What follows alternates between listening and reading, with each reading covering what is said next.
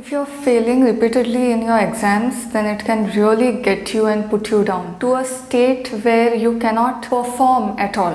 Okay, we would be discussing about all that, the mentality and how to get out of all this mess that is created in our head. There are two parts to this problem: failing repeatedly and failing repeatedly by a small margin. When you keep failing by a small margin, there is something else that you need to fix. Come with strategies that can help you get out of this phase and move on to the next side. What happens to your brain when you keep experiencing failures? Failure in any of the exams gives rise to stress, self-doubt and stress activation. You don't get what you want, so your stress levels increase and it leads to certain activation of certain chemicals and upregulation of that. You have your involuntary reactive neural system strengthen. Usually when you are under less stress, your voluntary systems are more at play, but if you keep encountering repeatedly, your involuntary systems get strengthened, meaning you are going for work, you are taking one route. Every day you see a snake over there while walking, and this happens every day. For 7 days you have seen everyday snake on that path. 8th day, whether that snake is there or not there, you will expect the snake to be there. And this is what I mean by involuntary nervous system activation. Ability to problem solve decreases. Your automation decreases, performance decreases, the emotional control that you have on yourself, that also decreases, and this in turn leads to more failure. In order for this cycle to get broken, we need to do something that is completely out of the scope. If you are failing by a small margin, that means you are already working. It's not that you are lazy or procrastinating. It doesn't work that way. Students who fail by 0.25%, 0.26%, there is no difference in the intellect between a person who has cleared the exam and a person who has failed by a very small margin. The difference lies in mindset and which are beyond your preparation. That is where this video comes into play. So let's move on to the first point, is assessing whether you have taken up that exam because you want it or because the society expects you. Many of the degrees that we take, whether it is medical, engineering, PhD, so-called high degrees, we take because of societal benchmarks that we have set, that this is the benchmark and this is the top benchmark. So obviously everyone wants to excel. They want to go to that benchmark and make it their own. You may not want to be there subconsciously. It may be just that, okay, your parents told you, so you are doing. Your friend has done, so you are doing. If you don't want it, then even if you clear the exam, afterwards there would be after effects. I'm looking at my notes, so please excuse me if I keep looking down.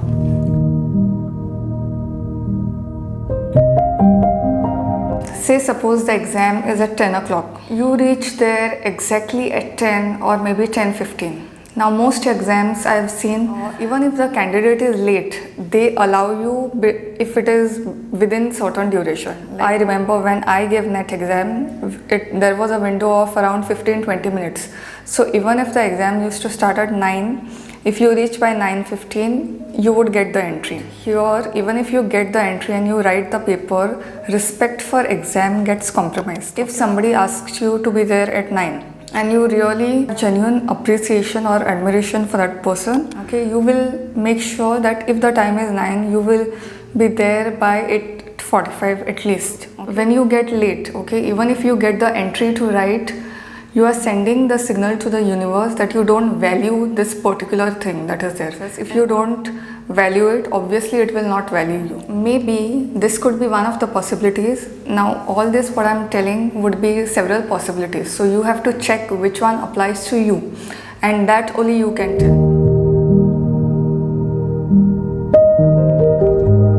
Are you 100% consistent with your preparation strategy? If for one day you are studying for 8 hours, for next day you are studying for 2 hours, that means there is no consistency over here. If for one day you are studying and next day you are taking a holiday, whether you are maintaining 100% consistency. If not, the consistency to 100%. So might as well give your best. And that is more important than how many number of hours you put. You do it for 1 hour, but you do it for 1 hour dedicatedly during that time.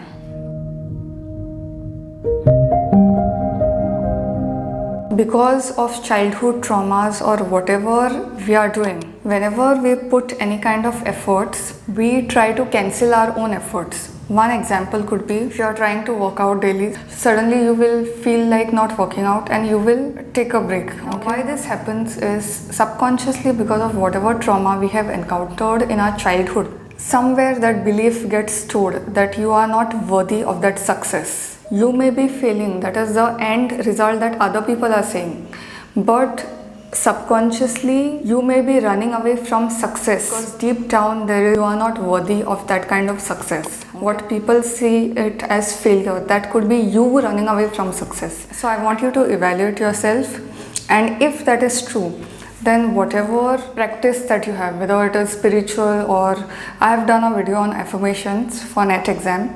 If you are seriously struggling, you don't know where to go, then if you can afford it, you can go for therapy.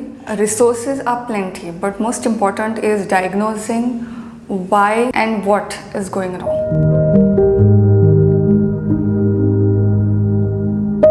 You already know.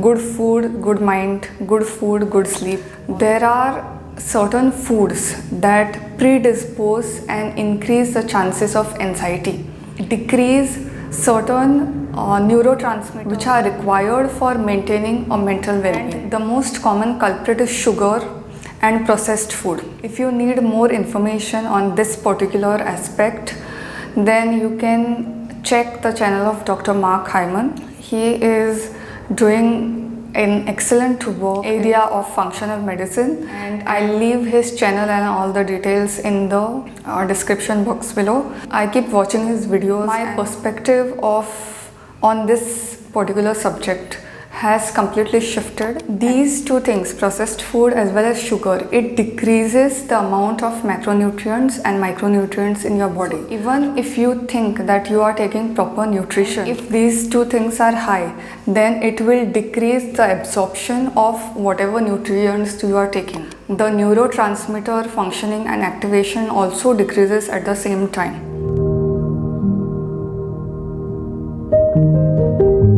Are you a person who believes that if something is there, it has to be done to the fullest, okay? Or you don't do it? If you say, suppose set an alarm at 4 o'clock in the morning, you are not able to wake up for whatever reasons. You wake up at 7 o'clock. Then you feel that, oh, I should have woken up at 4 o'clock and now my day is ruined, so now I won't do anything. This is a classic example of perfectionism. It leads to self-doubt, where you believe in all or nothing mindset. The base of this is self-critical nature. In the background, you constantly criticize yourself. This could be because from childhood you have been subjected to severe criticism that has become your default nature. Sit in a quiet place and evaluate your situation, your family situation, then these things will become clear. If you are not able to wake up at 4 o'clock, put the alarm at 7 o'clock only. Wake up at that time, and that time do your study. Don't wait for things to be perfect, okay? How do you know whether you should be quitting or continuing? Now this answer only you can give. As I said earlier, you are doing it because of societal expectations. Then obviously that quitting feeling will be there.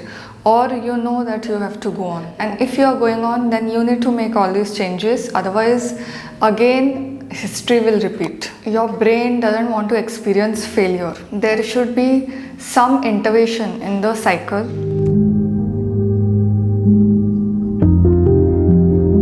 Don't threaten yourself. When you don't get stuff that you want, you threaten yourself. If I don't do this, then this will happen. If I don't pass, then this will happen. Fear psychosis keeps going on, and don't do that. Your brain wants to feel safe, and these repeated failures have made you feel unsafe in your own body, in your own mind. And the more you try to threaten it, the more things will go out of hand. This is also avoidance motivation. These things happen in workplaces also. The outcome is not linked to a positive result. It is a negative motivation.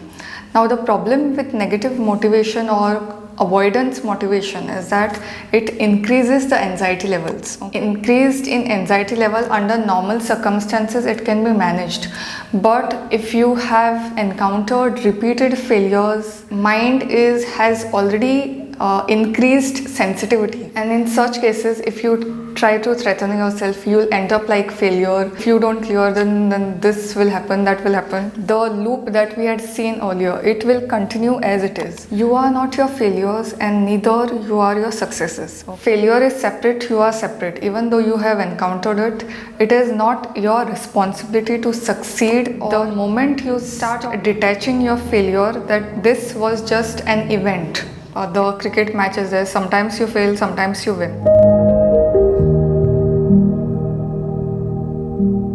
Somewhere you seek a refuge, from these constant failures. You are completely tired and you want to go somewhere, just don't want to see anyone, your family, your friends, because everyone keeps asking and keeps discussing what you have gone through, that only you know. Don't base your happiness on others. Whatever progress is there, say suppose last time you failed by 1%, this time you failed by 0.5%. It is an improvement and it is not a small improvement. So celebrate progress. It increases the motivation and it extends the enjoyment of achievement. So I think I've pretty much covered everything.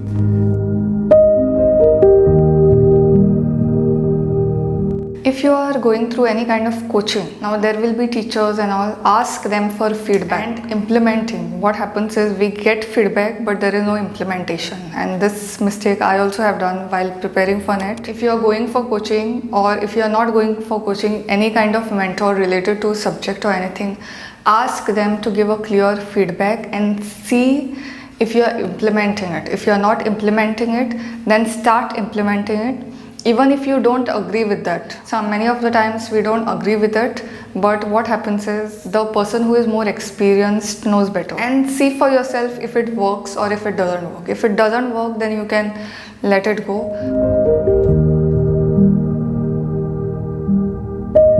Now that you have gone through all these things and you have to check what applies to you.